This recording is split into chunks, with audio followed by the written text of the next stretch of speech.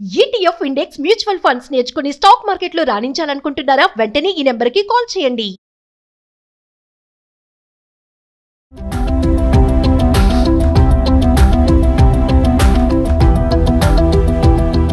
నమస్తే, welcome back to Suman TV. Present మనతో పాటు ఉన్నారు ఫ్యామిలీ కౌన్సిలర్ రజనీ రమ్మ గారు. నమస్తే మ్యామ్. నమస్తే నవీన. మేడం, మనం చాలా వీడియోలో మాట్లాడుకున్నాం, ఆడవాళ్ళకి 40 సంవత్సరాలు దాటాక అయినా కూడా అప్పటికి కూడా ఇంకా స్వేచ్ఛ రావటం లేదు. ఎప్పుడు వంటింటి కుందేలు, పిల్లల్ని చూసుకోవడం, ఆ పని ఈ పని అని చెప్పేసి వాళ్ళకి సరదాగా ఎక్కడికైనా వెళ్ళాలంటే వెళ్ళలేకపోవడము. మరి మగవాళ్ళని చూస్తే వాళ్ళు ఎక్కడికైనా వెళ్ళాలంటే ఇమీడియట్లీ వాళ్ళు వెళ్తారు, వెళ్ళే ఛాన్సెస్ కూడా ఉన్నాయి. మాకు కూడా ఉన్నాయి అనేసి కొంతమంది అంటారు, మీకు కూడా మేము ఇస్తున్నాం కదా అని కూడా వీళ్ళు అంటూ ఉంటారు. అయినా సరే వీళ్ళకి ఆ ఫ్రీడమ్ అనేది లేదు, రావట్లేదు. ఎప్పటికి ఇంకా అంతే ఉంటున్నారు, స్వేచ్ఛ అనేది లేదు మాకని కొంతమంది మహిళలు అనే మాటలు. నిజంగా 40 సంవత్సరాలు దాటాక కూడా వాళ్ళు అలానే ఉంటున్నారు. లేదు అంటే తప్పు ఎక్కడుంది అంటారు. నిజంగా స్వేచ్ఛ లేదా అంటే? లేదు, స్వేచ్ఛ అంటే నేనేం చెప్తానంటే ఇది బాధ్యత నవీన గారు. ఇప్పుడు పిల్లలు పుడతారు ఇంట్లో, ఇప్పుడు ఆడవాళ్ళ మనస్తత్వం ఆలోచనలు ఒకలా ఉంటాయి, మగవాళ్ళ ఆలోచనలు ఒకలా ఉంటాయి. ఆడవాళ్ళ మనసు ఆలోచనలు ఎలా ఉంటాయంటే బాధ్యతలు చుట్టూ తిరుగుతూ ఉంటాయి. అవును. మగవాళ్ళు ఏంటంటే బాధ్యతల నుంచి బయటపడే ఆలోచనలు చేస్తూ ఉంటారు. ఎంతసేపు ఇంట్లో కూర్చోవాలా, ఎంతసేపు పెళ్ళామొహం చూస్తూ కూర్చోవాలా, లేకపోతే ఎంతసేపు పిల్లలు గోవాలా, ఇంట్లో ఎంతసేపు ఉంటా కాసేపు బయటికి పోయేద్దాం, ఫ్రెండ్స్ని చూసుకొని వద్దాము, ఇలా ఆలోచనలు మగవాళ్ళకి ఎక్కువగా ఉంటుంటాయి. బోర్ ఫీల్ అవుతారు తొందరగా. ఆడవాళ్ళు ఎంతసేపు ఇంట్లో ఉన్నా బోర్ ఫీల్ అవ్వరు, ఎందుకంటే బాధ్యత పిల్లల్ని చూసుకోవడము, ఇంట్లో ఏ టైంకి ఆ పనులు చూసుకోవడము, ఇల్లు సర్దడము, ఎవరన్నా గబుక్కుని కాలింగ్ బెల్ కొడితే ఈవిడే వెళ్ళి రిసీవ్ చేసుకోవడము, వాళ్ళ కాఫీలో వాటరో ఏదో చూడటము, ఇవన్నీ కూడా ఆడవాళ్ళ మీదే పడుతున్నాయి. ఏ జనరేషన్లో చూసుకున్నా కూడా ఇప్పుడు కొద్దిగా మారుతున్నారు, కానీ అది పెద్ద ఇదేం కాదు. అంటే చెయ్యాల్సిందేనా అని మీరంటే దానికి నేను నా దగ్గర జవాబు నేను చెప్పను, అది వాళ్ళ అండర్స్టాండింగ్ మీద నడుస్తూ ఉంటుంది. కాకపోతే స్వేచ్ఛ అనే మాటకు వస్తే కనుక బాధ్యతలు, ఈ బాధ్యతల వల్ల ఆడవాళ్ళు తొందరగా అన్నీ తెంచుకుని బయటకు వెళ్ళలేకపోతున్నారు. కొంతమంది వెళ్తున్నారు ఇప్పుడు, ఆ వెళ్ళినందువల్ల నష్టాలే కానీ లాభాలు అసలు లేవు.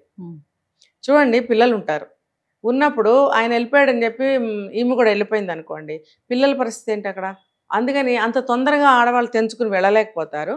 అలా తెంచుకుని వెళితే కనుక ఆ ఇల్లు ఇంకా పైకి రాదు. కాబట్టి ఇది స్వేచ్ఛ లేదు స్వేచ్ఛ లేదు స్వేచ్ఛ లేదు అని మనం బాధపడుతూ ఉంటాము, కరెక్టే. కానీ అప్పుడప్పుడు మనకి మనసుకి స్వేచ్ఛ కావాలని అనిపిస్తుంది. అది మనం వాళ్ళు ఇచ్చిన పైన మనమే తీసుకుంటూ ఉండాలి.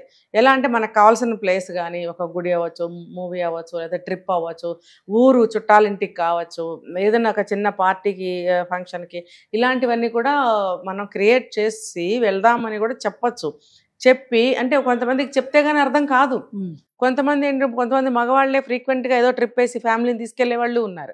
కానీ ఎవరికైతే ఇవి అందుబాటులో ఉండవో వాళ్ళకి నేను చెప్తున్నాను. అన్నప్పుడు మొద్దు మనస్తత్వాలకు ఉంటారు కొంతమంది మగవాళ్ళు.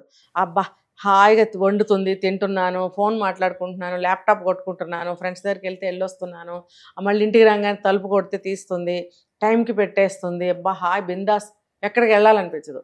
ఇవన్నీ చేయటం వల్ల ఆవిడకి వెళ్ళాలనిపిస్తుంది కదా, రెస్ట్లెస్ అయిపోతారు. అలసట, బ్రెయిన్కి బాడీకి అలసట, విత్ కిడ్స్, ఇంకా ఇంట్లో బాధ్యతలతోటి ఆవిడ విసిగిపోతుంది.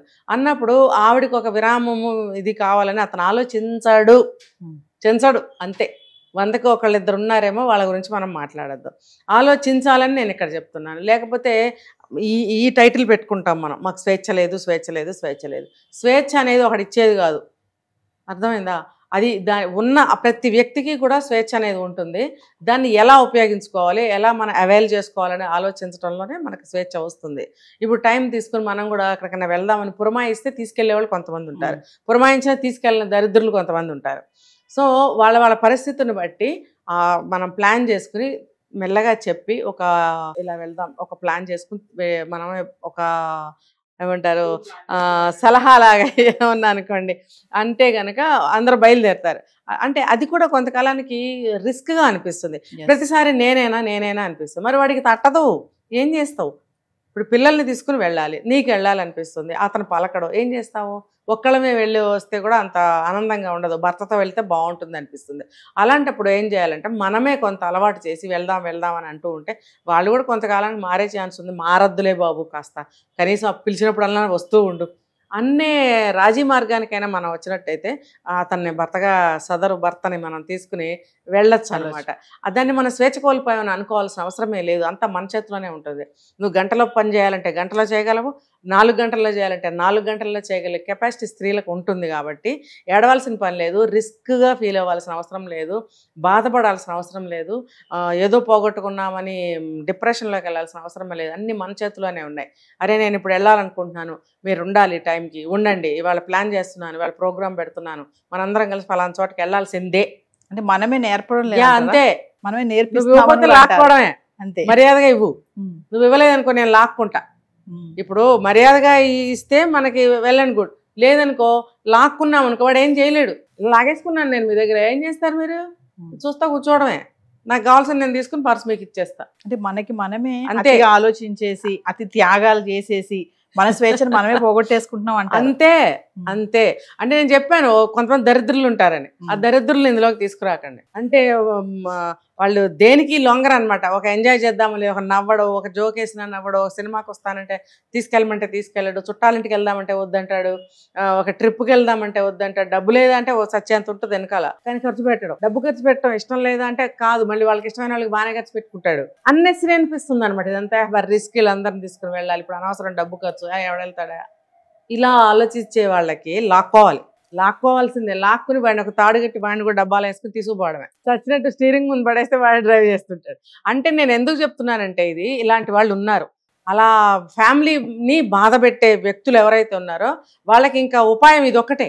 ఏదో ఒకటి చెప్పి మనం వెళ్దాము అని చెప్పి వాళ్ళ ఉత్సాహపరిచి తీసుకెళ్తే మన ఆనందం ఫుల్ఫిల్ అవుతుంది. పిల్లలు కూడా మంచిగా ఫీల్ అవుతారు. వాళ్ళకి వ్యక్తిత్వ వికాసము, మానసిక వికాసం అనేవి కలుగుతాయి.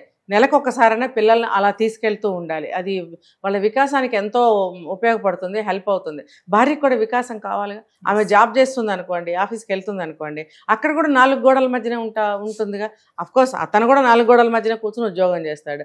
ఫర్ ఎగ్జాంపుల్ రియల్ ఎస్టేట్లో వర్క్ చేస్తున్నాడు, లేకపోతే బయట ఏదైనా ఫీల్డ్లో వర్క్ చేస్తున్నాడు. ఇప్పుడు మాత్రమే 4 గోడల మధ్యన జాబ్ చేస్తుంది, లేదు ఇంట్లోనే ఉంటుంది. అప్పుడు తేడా లేదా? అతను బయట పబ్లిక్తో రిలేషన్స్లో ఉంటాడు, రోజు బయట తిరుగుతూనే ఉంటాడు. ఈమెగా తిరగంది. పిల్లలు కూడా అంతే, స్కూల్లో బంధించుకుని ఇంటికి వస్తారు, స్కూల్లో 4 గోడలు, ఇంట్లో 4 గోడలు. మరి కావాల్సిన వికాసం వీళ్ళకి కదా, అతనికి విసుగ్గా ఉంటుంది. అయినా సరే నీ పిల్లల కోసం, నీ ఫ్యామిలీ కోసం నువ్వు చేయాల్సింది, అదే నీ బాధ్యత. భర్తగా నీ బాధ్యత. అంటే నీకు జ్వరం వచ్చేసి ఒళ్ళు నొప్పులు వచ్చేసి నువ్వు పడుకుంటే రమ్మని ఎవరు అనరు, అది రోజు రావు కదా. నీకు కూడా అటువంటి లైఫ్ నుంచి కొంత రిక్రియేషన్ కావాలి కాబట్టి నువ్వు కూడా వెళ్ళాలి. అది నువ్వు ఎందుకు ఆలోచించవు? అలాంటప్పుడు స్త్రీలే కొంచెం ప్రోద్బలం చేసి, ప్లాన్ చేసి, రెడీ చేసి, గబగబా గంటలో పని ముగించుకుని బయట పడగలదు స్త్రీ. అలా అనుకుని టైంని చక్కగా యూజ్ చేసుకుని, వర్క్ని షార్ట్ చేసుకుని, సింప్లిఫై చేసుకుని, ఉపాయంగా తను అన్నీ చేసుకుని చక్కగా వెళ్ళొచ్చు.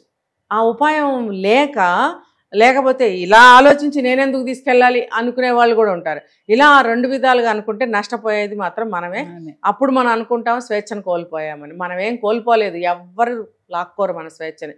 మరీ గదిలో పెట్టి బంధించి తాళాలు వేస్తే తప్ప మిగతా వాళ్ళు ఎవరు కూడా స్వేచ్ఛను ఎవరు కోల్పోవట్లేదు. ఎక్కడ కోల్పోతున్నారు చెప్పండి? ఏం కొనుక్కోవటం మానేశారు, ఏం వండుకుని తింటాం మానేశారు, ఫలాంది కొనుక్కోవాలంటే కొనుక్కుంటున్నారు కదా. మరి ఇలాంటి విషయాలు మన స్వేచ్ఛ కోల్పోతున్నారు ఎందుకు అనుకుంటారు?